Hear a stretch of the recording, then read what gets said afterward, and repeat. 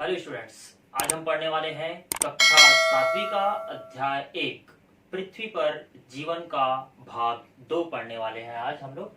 ठीक है, इसका पार्ट 1 जिसका पिछला वाला पार्ट्स मैंने आप लोगों को पढ़ा दिया था, जिसे मैंने आप लोगों को पृथ्वी में जितने भी परिवर्तन होते हैं उसके बारे में बताया। साथ ही साथ मैंने आप लोगों को ये भी बताया था कि है ना, विविधता के बारे में बताया था। साथ ही साथ आप लोग को आवास के बारे में बताया था, है ना। साथ ही साथ आप लोग को अनुकूलन के बारे में भी बताया था, है ना। और रेगिस्तान की खाद्य श्रृंखला और समुद्र की खाद्य श्रृंखला के बारे में मैंने आप लोगों को बताया था पिछले पार्ट्स में। ठीक है, और साथ ही साथ आप लोग को होमवर्क भी दिया था मैंने कि रेगिस्तान की खाद्य श्रृंखला को बनाकर आप भेजिएगा और समुद्र की खाद्य श्रृंखला को आप बना के भेजिएगा। लेकिन किसी ने विद्यार्थी ने, है ना, होमवर्क करके नहीं भेजा। ठीक है, चलिए तो हम अपने टॉपिक में आगे बढ़ते हैं। आज हम लोग पढ़ेंगे आर्कटिक प्रदेश। ठीक है, आर्कटिक प्रदेश की खाद्य श्रृंखला के बारे में जानेंगे। साथ ही साथ, है ना, हम जाएंगे बोर्नियो द्वीप पर, जाएंगे इंडोनेशिया के, है ना, और वहाँ चमगादड़ों के बारे में अध्ययन करेंगे। साथ ही साथ, है ना, इसमें जो अपघटित जीव होते हैं अपघटन के बारे में पढ़ेंगे और यह अध्याय जो होगा वो क्या हो जाएगा, समाप्त हो जाएगा। उसके बाद इसका जो पीडीएफ फाइल है, इसका जो प्रश्न उत्तर है, मैं आप लोगों को भेज दूंगा। लेकिन उससे पहले जो पिछला जो होमवर्क दिया गया था आप लोग को, वो होमवर्क आप लोग करके भेजिएगा। ठीक, तो चलिए सबसे पहले चलते हैं हम लोग कहाँ, आर्कटिक प्रदेश में। अगर हम अपने पृथ्वी के अगर उत्तरी ध्रुव की ओर बढ़ते हैं, सबको पता है कि उत्तरी ध्रुव और दक्षिणी ध्रुव जो होता है वो कैसा होता है, बहुत ही ठंडा होता है। ठीक है, तो इसके लिए हम समझने के लिए सबसे पहले कहाँ चलते हैं, है ना, उत्तरी ध्रुव की ओर आगे बढ़ते हैं। उत्तरी ध्रुव में अगर हम आगे बढ़ते हैं तो वहां पर हम देखते हैं कि, है ना, वो वातावरण जो होता है अत्यधिक ठंडा होता है और ठंडे होने के कारण से वहां पर साल भर पूरे बर्फ से क्या होता है, वो ढका हुआ होता है। और जहां पर आर्कटिक प्रदेश है तो ये साल भर बर्फ से ढका हुआ है, तो वहां पर जो जीवधारी रहते हैं वो कम संख्या में रहते तो हैं, लेकिन कैसे रहते हैं, कम संख्या में रहते हैं। ठीक है, अब वो जीवधारी जो कम संख्या में वहां पर क्या कर रहे हैं, निवास कर रहे हैं, उनके बीच भी क्या होती है, खाद्य श्रृंखला बनती है। ठीक है, वहां जितने भी जीवधारी पाए जाते हैं, जैसे बात कर सकता हूँ जो शाकाहारी जीव है, जैसे चूहे, हिरण, खरगोश, है ना, ये अधिकतर कौन से रंग के होते हैं, सफेद रंग के, क्योंकि बर्फ भी कैसा होता है, सफेद होता है। ठीक है, तो होता क्या है कि उस वहां पर मांसाहारी जंतु भी होते हैं, जैसे बात कर सकता हूँ मैं, लोमड़ी भी होता है वहां पर, उसके बाद ध्रुवी भालू भी है वहां पर। ठीक है, तो ऐसे और बहुत सारे मांसाहारी जो जंतु है वहां पर निवासरत रहते हैं, जो एक दूसरे के खाए जाने की प्रक्रिया को ही हम क्या कहते हैं, खाद्य श्रृंखला कहते हैं। वो एक दूसरे को क्या करते हैं, खाते हैं। ठीक है, अब उसी प्रकार जैसे कि आगे बढ़ जाते हैं इसमें, जैसे कि अब थोड़ा सा जैसे गर्मी का मौसम पड़ता है तो बर्फ जो है वो क्या होता है, पिघलता है। जब बर्फ पिघलती है तो पिघलने के बाद में, है ना, वहां पर पानी बन जाता है और पानी में बहुत सारे काई और पौधे क्या होते हैं, उगाते हैं। जब पौधे उगाते हैं तो उन छोटे छोटे पौधे को खाने के लिए, है ना, वहां पर जितने भी शाकाहारी जंतु, जैसे मैंने बात किया अभी, है ना, चूहे, हिरण और खरगोश वहां पर आते हैं। तो उनको खाने के लिए जो मांसाहारी जीव, जैसे मैंने बताया आप लोगों को, लोमड़ी बताया और साथ ही साथ आप लोगों को बताया मैंने ध्रुवी भालू। ठीक है, ये सभी कौन से रंग के होते हैं, सफेद रंग के होते हैं। होता क्या है कि जो शिकार करने के लिए आता है, ठीक है, जैसे अब ध्रुवी भालू जो है वो खरगोश का शिकार करने आया, या हो सकता है वहां पर जो लोमड़ी था वो खरगोश का या चूहे का या हिरण का शिकार करने के लिए आया, तो ये सभी कौन से रंग के होते हैं, सफेद रंग के होते हैं। तो ये बर्फ में क्या होते हैं, आसानी से क्या हो जाते हैं, छिप जाते हैं, जिससे ये एक दूसरे का शिकार नहीं बन पाते। ठीक है, जब भी उनके शिकार करने के लिए कोई मांसाहारी जंतु उसको दौड़ाता है, शाकाहारी जंतु को, तो शाकाहारी जंतु जो है वो क्या हो जाता है, बर्फ में छिप जाता है, क्योंकि वो खुद सफेद रंग का है और बर्फ भी कौन से रंग का है, सफेद रंग का है। तो वो ऐसे जगह जाकर छिप जाता है तो दूर दूर तक वो दिखाई ही नहीं देता। ठीक है, तो इस प्रकार से वो अपने ही, है ना, शिकार से क्या हो जाता है, बच जाता है। ठीक, चलिए अब इसमें थोड़ा सा आगे बढ़ जाते हैं और थोड़ा सा आगे बढ़ने के बाद हम यहाँ की जो खाद्य श्रृंखला है उसके बारे में बात करेंगे। तो यहाँ पर जो ध्रुवी भालू है और साथ ही साथ मैंने बात किया लोमड़ी है, हिरन है, खरगोश है ना, तो ये शाकाहारी और मांसाहारी हुआ। तो मैंने बताया कि जैसे ही गर्मी का दिन होता है तो पानी के रूप में बर्फ जो है पिघल कर निकल जाती है, तो पानी में बहुत सारे काई, है ना, और साथ ही साथ जो पौधे होते हैं वो सब क्या होते हैं, उगाते हैं। ठीक है, तो उन पौधों को खाने के लिए जो हिरन है ना, और साथ ही साथ खरगोश है, वो सब क्या होते हैं, वहां पर आते हैं और आने के बाद में उनको खाने के लिए कौन आते हैं, मांसाहारी जीव आते हैं खाने के लिए। तो ये हो गया आप लोग का आर्कटिक प्रदेश की खाद्य श्रृंखला। अब आर्कटिक प्रदेश का खाद्य श्रृंखला और थोड़ा सा ध्रुवी भालू है। अब ध्रुवी भालू को हमेशा वो छोटे मोटे भोजन को ग्रहण करके अपना भूख तो नहीं मार सकता। ठीक है, इसलिए वो क्या होता है कि वहां पर जो उपस्थित जो सील होता है, ठीक है, अब सील ये थोड़े से उनका जो मुंह जो होता है वो कुत्ते के समान होता है, उसका मुंह, है ना, सामने जो उसका मुंह दिखाई देता है, वो सील जो है वो समुद्री जीव है। ठीक है, होता क्या है कि जब समुद्र के, है ना, पानी का सतह जो होता है वो पूरा बर्फ से क्या होता है, ढक जाता है, तो वो सील जो है वो क्या होता है, थोड़ी सी श्वसन क्रिया करने के लिए बर्फ पर आकर बैठता है, तो ध्रुवी भालू जो होता है वो जाकर क्या कर लेता है, उसका सील का क्या कर लेता है, शिकार कर लेता है। ठीक है, अब होता क्या है, जैसे समुद्र का बात करते हैं तो समुद्र मैंने खाद्य श्रृंखला पिछला वाला आप लोगों को बताया था मैंने कि समुद्र में होता क्या है कि, है ना, जो समुद्र है उसमें छोटे छोटे काई, है ना, और साथ ही साथ छोटे मोटे पौधे भी पाए जाते हैं। उनको खाने के लिए कौन आते हैं, छोटे जंतु आते हैं। छोटे जंतु को खाने के लिए कौन आता है, बड़े जंतु आते हैं। बड़े जंतु और साथ ही साथ कौन आता है, छोटी मछली आती है। छोटी मछली खाने के लिए कौन आती है, बड़ी मछली आती है। अब बड़ी मछली को खाने के लिए वहां पर जो उपस्थित जो सील होता है, ठीक है, वो सील क्या करता है, उसको खाता है। और वो सील जो है श्वसन क्रिया करने के लिए, कौन सी क्रिया करने के लिए, श्वसन क्रिया करने के लिए, जैसे ही वो पानी से बाहर, मतलब समुद्र की सतह से बाहर वो बर्फ पर जाकर जैसी बैठता है, तो जो ध्रुवी भालू होता है वो उसका क्या कर लेता है, शिकार कर लेता है और उसको अपने भोजन के रूप में क्या कर लेता है, ग्रहण कर लेता है। तो इस प्रकार से उस आर्कटिक प्रदेश में या ठंडे प्रदेश में वो ध्रुवी भालू जो है वो जीवित रह पाता है। अगर यहां से अगर हम समुद्र की काई को समाप्त कर देंगे तो ध्रुवी भालू पर इसका बहुत बुरा प्रभाव पड़ेगा, क्योंकि काई ही नहीं रहेगा तो वहां पर छोटे जंतु नहीं रहेंगे, छोटे जंतु नहीं रहेंगे तो बड़े जंतु नहीं रहेंगे, और बड़े जंतु नहीं रहेंगे तो छोटी मछलियां भी नहीं रहेगी, छोटी मछलियां भी नहीं रहेगी तो बड़ी मछलियां भी नहीं रहेगी, और बड़ी मछलियां नहीं रहेगी तो वहां पर सील भी नहीं रहेगा, और सील नहीं रहेगा तो कौन नहीं रहेगा वहां पर, ध्रुवी भालू जो है वो, है ना, ऐसे ही क्या हो जाएगा, भूख से क्या हो जाएगा, समाप्त हो जाएगा। तो इस प्रकार से हर एक जीव का एक दूसरे के साथ क्या है, अंतर संबंध बना हुआ है, और वो एक दूसरे को खाए जाने की जो प्रक्रिया है वो लगातार लगातार लगातार चलती रहती है। तभी जो है पृथ्वी का जो पर्यावरण है, जो प्राकृतिक पर्यावरण है वो बना हुआ है।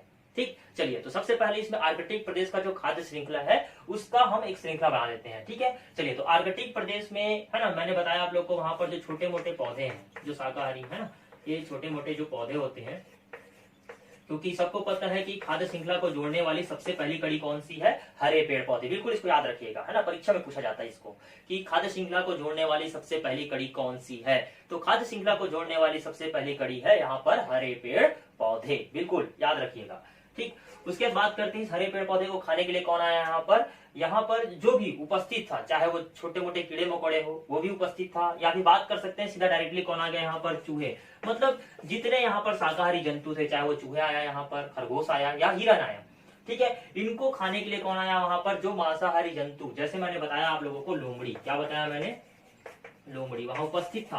ठीक है, आर्कटिक प्रदेश का क्या बन गया, एक खाद्य श्रृंखला बन गया। तो एक दूसरे को खाए जाने की प्रक्रिया, बार बार खाए जाने की प्रक्रिया ही क्या कहलाता है, खाद्य श्रृंखला कहलाता है। ठीक, अब बात करते हैं इसमें, हम लोग यहाँ पर बात किए थे अभी थोड़ी देर पहले कि यहाँ पर जो आर्कटिक प्रदेश है वहां पर ध्रुवी भालू भी प्रेजेंट है, उपस्थित है। अब ध्रुवी भालू को क्या करना है, भोजन ग्रहण करना है। तो वो भोजन ग्रहण करेगा तो कैसे करेगा, एक चूहे को खाएगा, या एक लोमड़ी को खाएगा, या एक हिरन को खाएगा। ठीक है, इनसे उनका भूख जो है वो शांत होने वाला नहीं है, इसलिए वो थोड़े से बड़े शिकार करते हैं। जैसे उदाहरणता बात कर लेते हैं, वहां पर उपस्थित जो सील है, ठीक है, मैंने बताया आप लोगों को। आप समुद्र की खाद्य श्रृंखला बनाते हैं तो जैसे बात करते हैं यहाँ पर समुद्र, है ना, समुद्र में जो काई उपस्थित है, ठीक है, समुद्र की काई। ठीक है, देखो आप लोगों ने इससे पहले वाले में समुद्र की खाद्य श्रृंखला बनाया था, तो समुद्र की खाद्य श्रृंखला कहां तक गया था, बड़ी मछलियों तक गया था। उस बड़ी मछली के बाद में आगे क्या जोड़ देना है, सील, और सील के बाद क्या जोड़ देना है उसमें, ध्रुवीय भालू। बस इतना ही करना है आप लोगों को। ठीक है, काई प्लस क्या हो गया यहाँ पर, जो भी पौधे थे, है ना, ये क्या था, प्राथमिक, ये क्या है, उत्पादक है। ठीक है, इनको खाने के लिए कौन आया यहाँ पर, जो छोटे जंतु थे, है ना, छोटे जंतु खाने के लिए कौन आया, बड़े जंतु। ठीक है, बड़े जंतु, और साथ ही साथ जो छोटी मछलियां प्लस जो छोटी मछली थी, ठीक है, ये छोटी मछली जो थी वो आया खाने के लिए। छोटी मछली को खाने के लिए कौन आया, बड़ी मछली।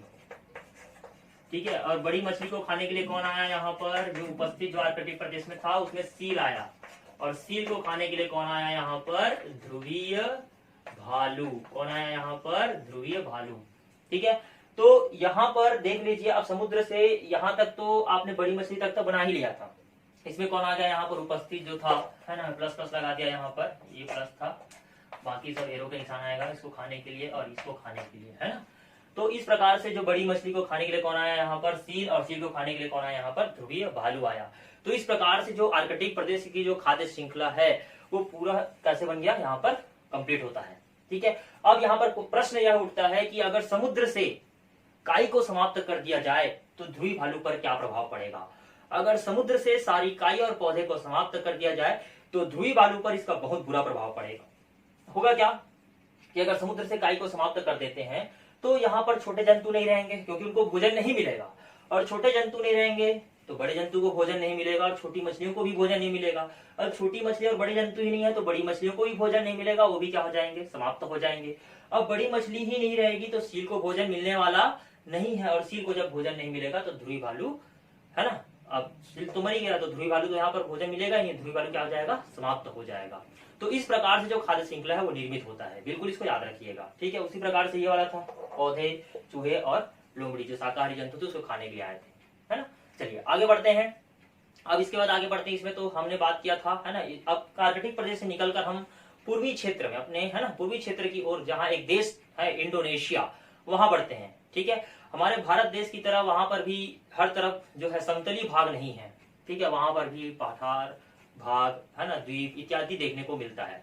तो इंडोनेशिया में अगर हम चलते हैं तो वहां पर कम से कम 13,000 टापुओं से, अर्थात जिसको हम लोग द्वीप बोलते हैं, ठीक है, उसमें से एक द्वीप है जिसका नाम है बोर्नियो। क्या नाम है, बोर्नियो। बोर्नियो नामक एक द्वीप है जहां पर इतनी गहरी और इतनी अंधकार, इतनी गहरी, है ना, और इतनी लंबी गहरी गुफा है जहां पर कम से कम करोड़ों की संख्या में चमगादड़ निवास करते हैं, ठीक है, वहां रहते हैं, ठीक है। मैंने बात किया, है ना, पूर्वी क्षेत्र में इंडोनेशिया एक देश है जहां पर, है ना, बहुत सारे टापुओं का, है ना, विशालकाय समूह है, जैसे बात कर सकते हैं, उसमें हजारों की संख्या में 13,000 टापू हैं, ठीक है। उन टापुओं में एक टापू जो है जिसका नाम है बोर्नियो, ठीक है। बोर्नियो नामक जो टापू है उसमें, है ना, इतने गहरी गुफा है, इतनी लंबी गहरी गुफा है जिसमें, है ना, करोड़ों लाखों करोड़ों की संख्या में चमगादड़ जो है वो प्रेजेंट है, वहां पर रहते हैं, ठीक है। अब उन चमगादड़ जो है वो हमेशा क्या रहते हैं, अंधेरे में रहते हैं। अब अंधेरे में वो क्या कर रहे हैं, निवास कर रहे हैं।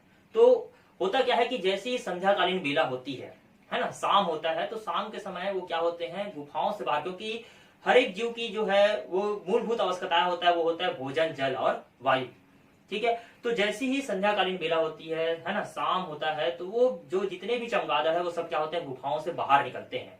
और गुफाओं से बाहर निकलने के बाद में वहां पर जितने भी कीड़े मकोड़े हैं, क्योंकि वो कीड़े मकोड़े बाहर उपस्थित, उस द्वीप में बाहर उपस्थित जो पेड़ पौधे होते हैं उनको खाने के लिए वहां पर प्रेजेंट होते हैं वो कीड़े मकोड़े।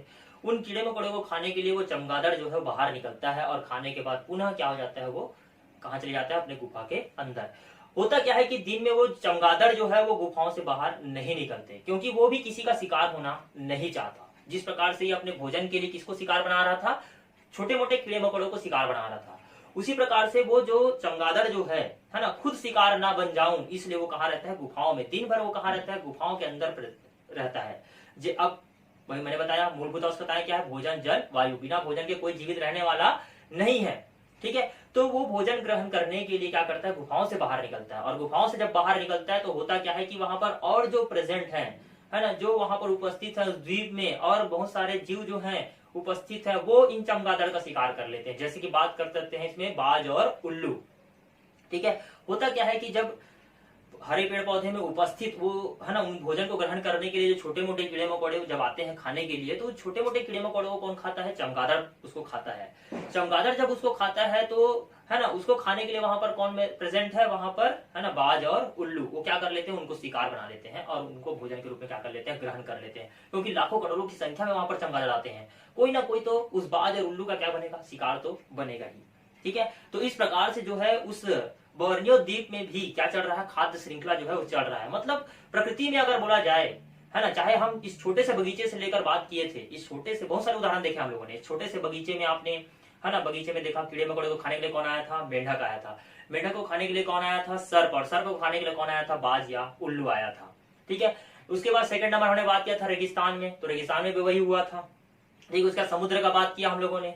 समुद्र के बाद आर्कटिक प्रदेश में हम प्रेजेंट हुए, फिर आर्कटिक प्रदेश के बाद कहाँ आ गए हम लोग, इस बोर्नियो द्वीप में आ गए जहां पर चमगादड़ प्रेजेंट है। तो ऐसे जगहों पर भी क्या चल रहा है, खाद्य श्रृंखला चल रहा है। और वो खाद्य श्रृंखला जो है वो चल रहा है, प्रकृति का संतुलन भी बन रहा है साथ ही साथ, ठीक है। अब देखो हुआ क्या कि जैसे ही बात करते हैं यहाँ पर, है ना, यहाँ पर जो गुफा के बाहर हम कहाँ बात कर रहे हैं, उस इंडोनेशिया की बात कर रहे हैं, बोर्नियो द्वीप की बात कर रहे हैं, है ना। तो यहाँ पर जो हरे पेड़ पौधे थे, हरे पेड़ पौधे को खाने के लिए कौन आया वहां पर, जो कीड़े मकोड़े मौजूद थे उसके आसपास, है ना, कीड़े मकोड़े आए।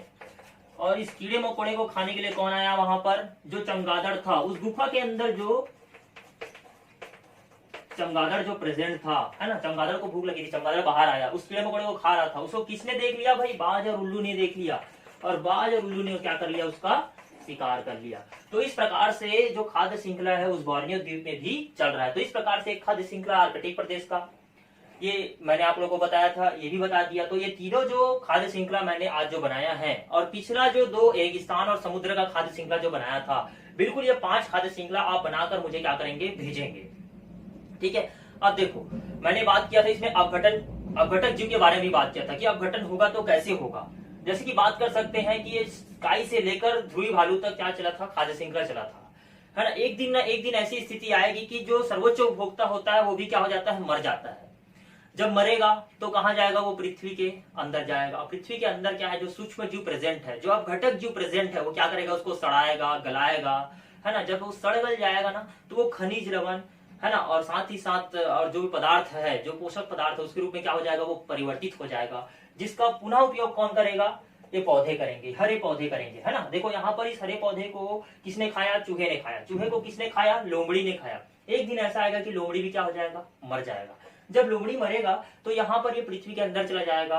तो वहां पर जो अपघटक जीव प्रेजेंट है, वो अपघटक जीव क्या करेगा, इसको सड़ाएगा, गलाएगा, और गलने के बाद में वो पुनः क्या बन जाएगा, खनिज लवण बन जाएगा, जिसका उपयोग कौन करेगा, फिर से ये हरे पौधे करेंगे। तो इस प्रकार से ये चक्र जो है वो लगातार चलते रहता है। हुआ क्या कि जहां से आपने लिया वहां वो वापस आ गया। तो इस प्रकार से जो है वो खाद्य श्रृंखला जो है वो चलता रहता है, और प्रकृति का जो संतुलन है वो बना रहता है। ठीक है। तो इस प्रकार से मैंने आप लोगों को 5 से 6 खाद्य श्रृंखला के बारे में आप लोगों को बताया है।